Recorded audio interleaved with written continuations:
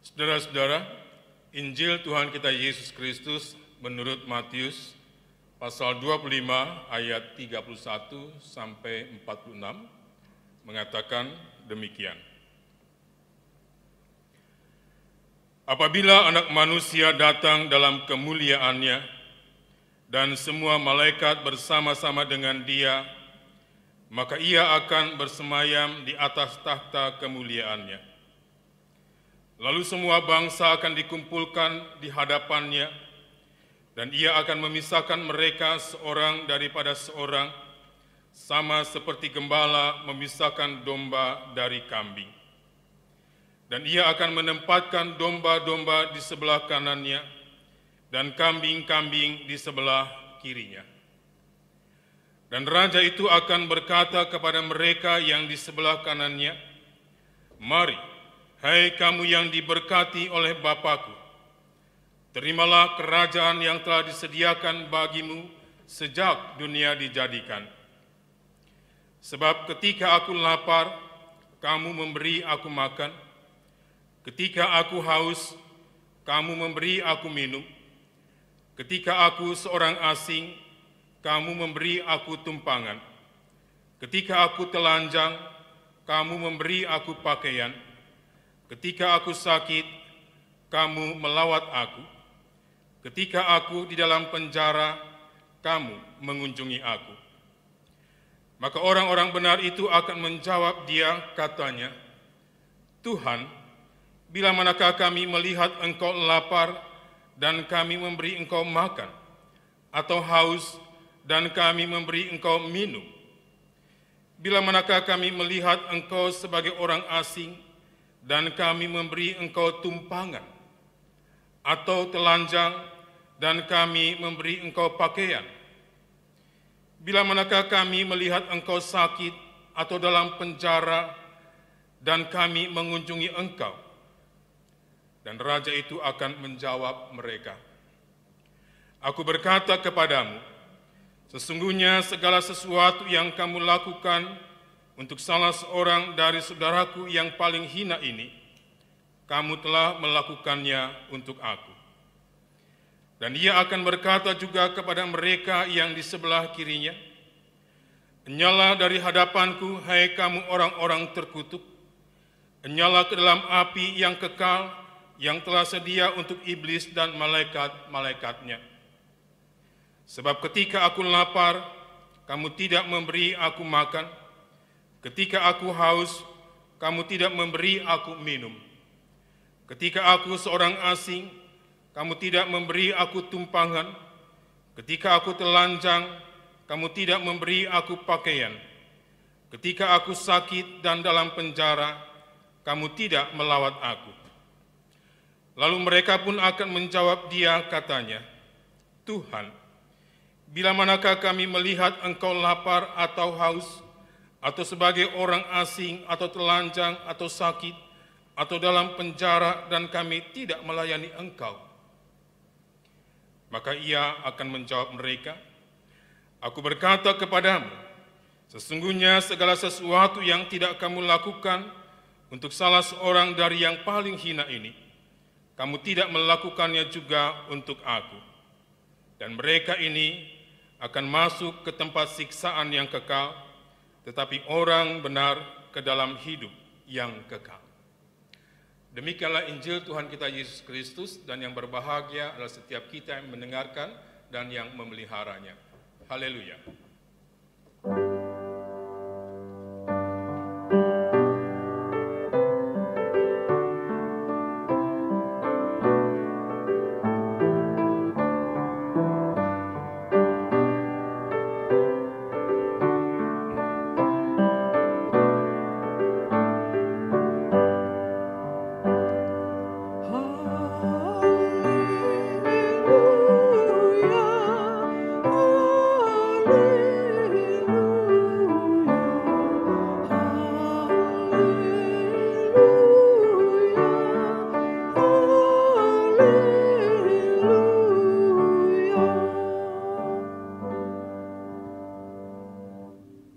Saudara-saudara yang dikasihi Tuhan, perayaan Hari Tahun Baru, tanggal 1 Januari, seringkali dipakai untuk membuat resolusi, yaitu di mana seseorang berjanji untuk melakukan tindakan perbaikan diri yang akan dimulai pada hari pertama di tahun yang baru.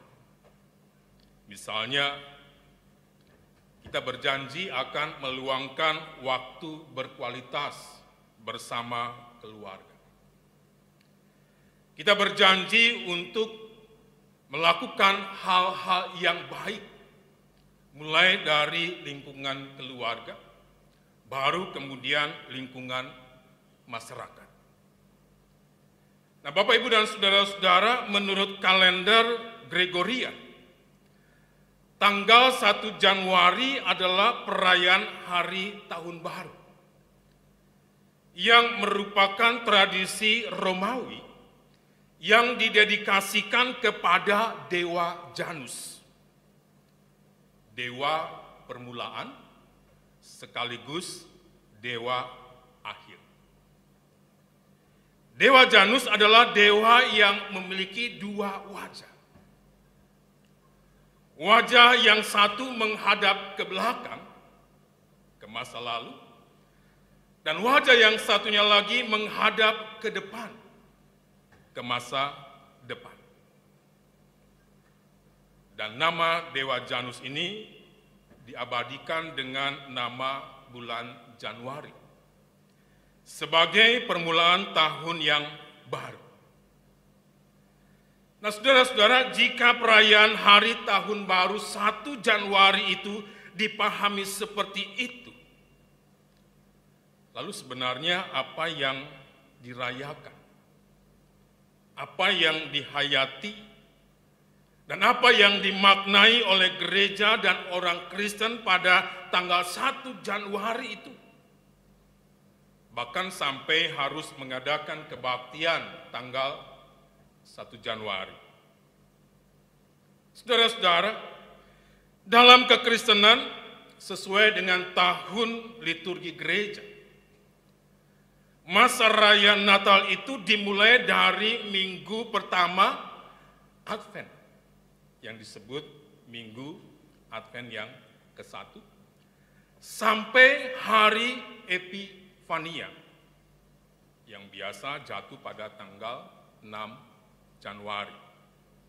Nah, Minggu Advent pertama atau Minggu Advent ke-1 itulah yang sebenarnya dipahami sebagai tahun baru menurut kalender gereja. Dan pada tanggal 1 Januari itu juga bertepatan dengan hari ke-8 atau sepekan setelah Natal, yang umumnya gereja-gereja memperingati hari penyunatan dan hari pemberian nama Yesus, yang umumnya disebut dengan oktav Natal, sebagaimana disebutkan di dalam Lukas pasal 2 ayat 21. Dan ketika genap 8 hari, ia harus disunat, ia diberi nama Yesus, yaitu nama yang disebut oleh malaikat sebelum ia dikandung ibunya.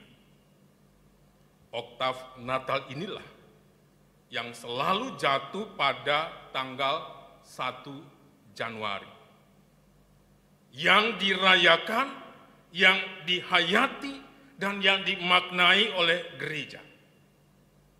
Jadi bukan merayakan 1 Januari sebagai hari tahun baru menurut kalender Gregorian.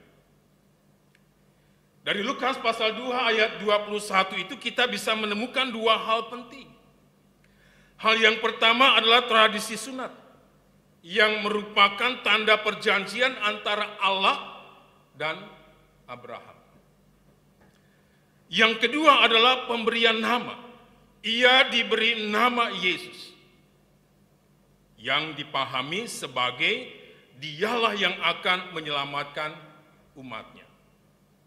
Keduanya, baik tradisi sunat maupun pemberian nama, mengandung sikap dan perbuatan Allah yang menghiraukan manusia, yang harus direspon oleh manusia dengan kerendah hatian dan sikap yang jujur dalam kehidupannya bersama dengan sesama.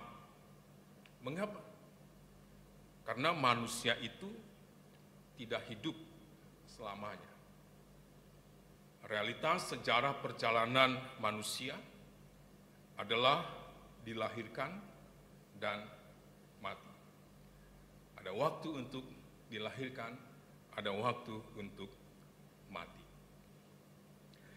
Dan gambaran Yesus mengenai dialah yang menyelamatkan umatnya itu terlihat jelas dalam pengajarannya tentang penghakiman terakhir, yang tentunya disampaikan bukan untuk membuat takut para pendengarnya, melainkan justru ingin mengajak para pendengarnya, termasuk kita, untuk berani menghiraukan hidup kita. Berani menghiraukan hidup sesama yang ada di sekitar kita secara benar dan juga secara bertanggung jawab. Karena pada akhirnya setiap orang harus mempertanggungjawabkan hidupnya di hadapan tahta penghakiman Yesus. Nah, saudara-saudara yang dikasihi Tuhan, penghakiman terakhir itu sendiri akan dilakukan secara sederhana, tetapi terukur dan berdasar. Yang pertama, penghakiman terakhir itu dilakukan berdasarkan relasi atau hubungan aku engkau. Kambing dan domba adalah binatang yang dipakai untuk menggambarkan orang-orang yang akan dihakimi dan yang akan diadili oleh Yesus. Yang digambarkan sebagai anak manusia, sekaligus sebagai raja yang menghakimi dan sekaligus Tuhan. Dan Yesus pernah berkata, "Akulah gembala yang baik, dan aku mengenal domba-dombaku, dan domba-dombaku mengenal aku." Pemakaian istilah gembala dan domba ini mau menggambarkan hubungan yang sangat dekat, hubungan yang sangat akrab, hubungan yang sangat intim dan mesra. Dan di dalam penghakiman terakhir itu Yesus menggambarkan relasi raja yang menghakimi dan orang-orang yang diadili itu dengan relasi aku, engkau. Artinya, penghakiman terakhir itu akan dilakukan dalam jarak yang sangat dekat. Seperti orang yang berhadap-hadapan, muka dengan muka. Penghakiman terakhir itu juga akan dilakukan secara personal. Boleh dikatakan hanya berdampak bagi dirinya sendiri. Penghakiman terakhir itu bukan urusan siapa-siapa, bukan urusan orang lain, tetapi penghakiman itu adalah urusan Allah dan saya. Ya, jadi kalau misalnya kita anak nakal, punya orang tua yang saleh, maka kesalahan orang tua itu tidak akan berdampak kepada diri kita. Kenakalan anak itu tidak akan berdampak kepada orang tua. Karena urusannya adalah antara Allah dengan anak, antara Allah dengan orang tua. Ya. Nah, oleh sebab itu saudara-saudara yang dikasihi Tuhan, melalui gambaran yang seperti ini kita diajak untuk mari, milikilah relasi atau hubungan yang dekat. Hubungan yang akrab, hubungan yang intim, hubungan yang mesra dengan Yesus. Dan itu bisa kita lakukan misalnya melalui doa-doa kita, melalui ibadah-ibadah kita, melalui pembacaan kitab suci dan sebagainya. Kemudian hal yang kedua, penghakiman itu akan dilakukan bukan berdasarkan pelayanan yang luar biasa, melainkan berdasarkan bantuan sehari-hari. Pada penghakiman terakhir, setiap orang tanpa terkecuali akan diadili. Tetapi setiap orang akan diadili bukan berdasarkan prestasi yang sudah diraih, atau prestasi yang sudah dicapainya, atau berdasarkan berapa besar sumbangan yang ia berikan. Ya, entah itu dalam bentuk uang, atau juga dalam bentuk kegiatan-kegiatan lain. Bukan juga berdasarkan seberapa rajin seseorang berdoa, atau rajin membaca kitab suci, atau rajin beribadah. Tetapi bukan berarti doa, pembacaan kitab suci, dan ibadah itu tidak penting. Ya. Sebab doa, pembacaan kitab suci, dan ibadah itu merupakan salah satu sarana untuk kita bisa berelasi lebih dekat dengan Allah. Ya. Melainkan berdasarkan perbuatan sehari-hari yang kita lakukan, ya, seperti kepada orang yang lapar, kepada orang yang haus, kepada mereka yang seringkali dianggap orang asing, mereka yang telanjang, mereka yang sakit, mereka yang berada di dalam penjara, yang kesemuanya itu merupakan manifestasi dari Yesus yang adalah anak manusia, yang sekaligus raja yang menghakimi dan Tuhan. Jadi pada diri seseorang itu ada Yesus. Apakah kita bisa melihat Yesus pada orang tersebut atau tidak? Atau sebaliknya, apakah orang lain bisa melihat Yesus pada diri kita atau tidak?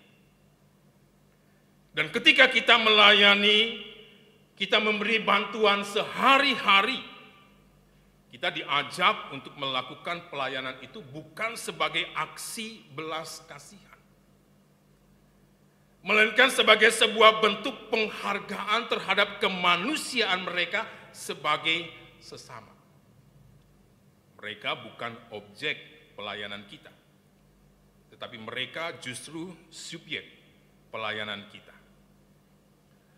Bukan hanya sekedar aktivitas memberi atau servis, melainkan sebagai sebuah care, sebuah bentuk kepedulian, sehingga melayani dan memberi bantuan menjadi kabar baik yang meneguhkan harkat dan martabat kemanusiaan mereka sebagai sesama, sesuai dengan konteks hidupnya masing-masing. Hal yang ketiga, penghakiman terakhir itu tidak dilakukan berdasarkan atau untuk mendapatkan keuntungan, melainkan sebagai gaya hidup. Istilah melayani, kata orang, itu sangat populer di gereja. Tetapi sesungguhnya istilah melayani ini sudah menjadi ukuran kualitas, sudah menjadi ukuran mutu, bahkan sikap profesional di segala bidang pekerjaan. Semakin seseorang atau suatu lembaga melaksanakan pekerjaannya sebagai pelayanan, maka orang atau lembaga itu akan semakin dinilai sangat berkualitas, mereka akan sangat dihargai, bahkan bisa dipercaya. Pada zaman sekarang ini, perusahaan-perusahaan tidak lagi hanya sekedar mengedepankan profesionalitas, tetapi kemampuan setiap orang yang berada di bawah naungan perusahaan itu mampu tidak memberikan sebuah pelayanan yang baik kepada setiap orang yang masuk ambil bagian di dalam perusahaan itu atau yang terkait dengan perusahaan itu.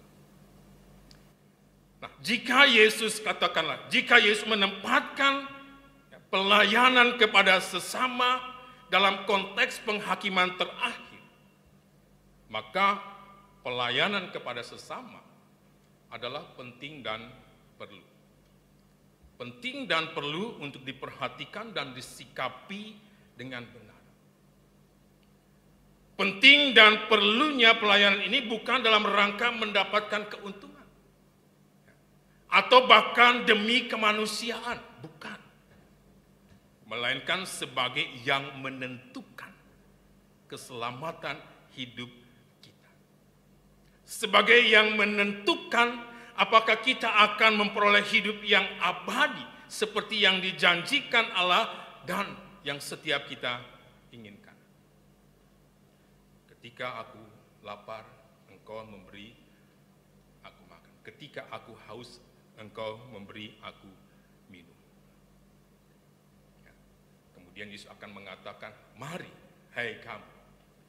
Atau sebaliknya, enyalah kamu. Dengan demikian, melayani dan memberi bantuan sehari-hari, jangan hanya dipahami dan jangan hanya dilakukan sebagai aksi sosial yang muncul dari sikap simpati atau yang muncul dari empati dan kemanusiaan kita saja, melainkan harus menjadi lifestyle, harus menjadi gaya hidupnya orang percaya, harus menjadi gaya hidupnya gereja, harus menjadi gaya hidupnya orang Kristen yang memiliki karakter kemurah hatian yang selalu memotivasinya untuk mau berbagi, mau memberi, mau membantu sesama di dalam keseharian. Jadi sifatnya bukan hanya sekedar sesuatu yang insidental, tetapi sesuatu yang terus-menerus di dalam keseharian. Melayani dan memberi bantuan sehari-hari bisa saja merupakan hal yang sederhana. Tetapi itu menentukan keselamatan kita. Itu bisa menjadi hal yang mewujudkan keinginan kita untuk mempunyai hidup kekal. Kemudian hal yang keempat, bukan didasarkan kepada kesombongan, melainkan berdasarkan kerendah hatian. Sekalipun kedua-duanya mempertanyakan bila manakah mereka melayani dan tidak melayani Yesus sebagai Raja yang memanifestasikan diri sebagai orang yang miskin, sebagai orang yang lemah, sebagai orang yang tidak berdaya, tetapi keduanya tetap berbeda. Orang yang benar merasa dirinya tidak pernah melayani Yesus sebagai Raja. Sedangkan orang yang tidak benar merasa sudah melayani Yesus sebagai Raja. Mengapa? Karena bagi orang benar, melayani dan membantu sesama di dalam kehidupan sehari-hari adalah bagian dari hidup mereka. Bagian yang tidak terpisah. Melayani dan membantu sesama di dalam kehidupan mereka sehari-hari adalah gaya hidup mereka. Sehingga mereka merasa tidak memerlukan pernyataan, atau mereka tidak merasa perlu untuk mendapatkan pujian dari Yesus bahwa mereka adalah orang-orang yang sudah berbuat baik. Dan kalaupun mereka tidak mendapatkan pernyataan atau mereka tidak mendapatkan pujian dari Yesus, mereka pun tidak akan mempermasalahkan. Sebab bagi mereka tidak ada sesuatu yang dapat dibanggakan atau disombongkan pada diri mereka selain berbuat baik itu sendiri. Karena melayani dan berbuat baik adalah karakter orang benar. Inilah yang disebut dengan kerendah hatian. Dan gambaran dari orang-orang yang rendah hati. Sebaliknya, Orang yang tidak benar, yang merasa dirinya sudah melakukan kebaikan, justru sangat menginginkan. Bahkan bisa jadi mereka menuntut pernyataan dan pujian dari Yesus, dari orang-orang yang ada di sekitar mereka. Tetapi baik Yesus maupun sesama yang ada di sekitar mereka tidak pernah merasakan, tidak pernah mengalami kebaikan mereka. Karena orang tidak benar adalah orang yang tidak akan pernah bisa melihat Yesus pada sesamanya. Yang ada pada diri mereka dan yang hanya bisa dilihat oleh mereka adalah dirinya sendiri. Mereka adalah orang-orang yang sangat egoistis. Mereka adalah orang-orang yang senantiasa menyombongkan diri. Nah, saudara-saudara yang dikasihi Tuhan, keempat hal tersebut menjadi penting dan perlu ada di dalam kehidupan kita. Sebagai orang-orang yang menginginkan hidup abadi dari Allah yang sudah begitu hirau terhadap kita. Tetapi jika kita mau memperhatikan gambaran tentang penghakiman terakhir itu, apakah kita adalah orang-orang yang akan menerima pernyataan Yesus? Mari, hei kamu yang diberkati oleh Bapa-Ku, terimalah kerajaan yang telah disediakan bagimu sejak dunia dijadikan. Ataukah kita adalah orang-orang yang akan menerima pernyataan Yesus, enyahlah kamu dari hadapanku, hei kamu orang-orang terkutuk. Nyala ke dalam api yang kekal yang telah sedia untuk iblis dan malaikat-malaikatnya. Sebagaimana doa kita menurut doa Bapa kami, yaitu datanglah kerajaanmu, jadilah kehendakmu di bumi seperti di surga. Melalui gambaran sederhana penghakiman terakhir itu, Yesus mau memberitahukan kepada kita bahwa yang namanya langit yang baru atau bumi yang baru itu bukan hanya urusan di masa depan, bukan hanya soal urusan di masa yang akan datang, tetapi langit yang baru dan bumi yang baru adalah juga urusan sekarang di sini. Dan itu ditegaskan oleh penulis kitab Wahyu dalam pasal 21 ayat 2 sampai 4. Dan aku melihat kota yang kudus, Yerusalem yang baru, turun dari sorga dari Allah, yang berhias bagai pengantin perempuan dan yang berdandan untuk suaminya.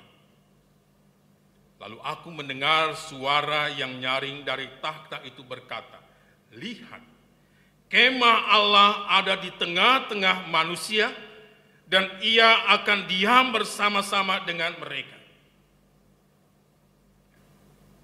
Istilahnya, bukan kita yang datang kepada Allah, tetapi Allah yang mendatangi kita. Dan itu adalah gambaran dari Allah yang menghiraukan kita. Dan Allah yang menghiraukan kita adalah Allah yang mengajak kita untuk hidup benar dalam kehidupan bersama dengan sesama. Sebab dengan hidup benar itu, kita sedang menarik, kita sedang membawa, kita sedang mewujudkan masa depan yang baik itu, bukan nanti.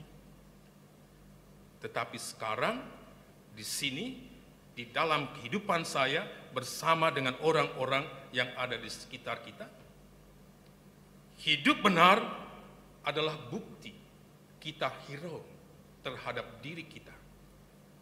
Dan juga hirau terhadap hidup bersama dengan sesama. Yang menjadi pertanyaan kita, ketika Allah datang, ketika Allah menjumpai kita, adakah kita sedang berbuat baik? Adakah kita sedang melayani dan membantu sesama? Ataukah kita tidak pernah melihat sesama yang ada di hadapan kita? Selamat hidup benar, selamat menghiraukan hidup bersama di dalam kerendah hatian. Kiranya Tuhan menolong kita. Amin.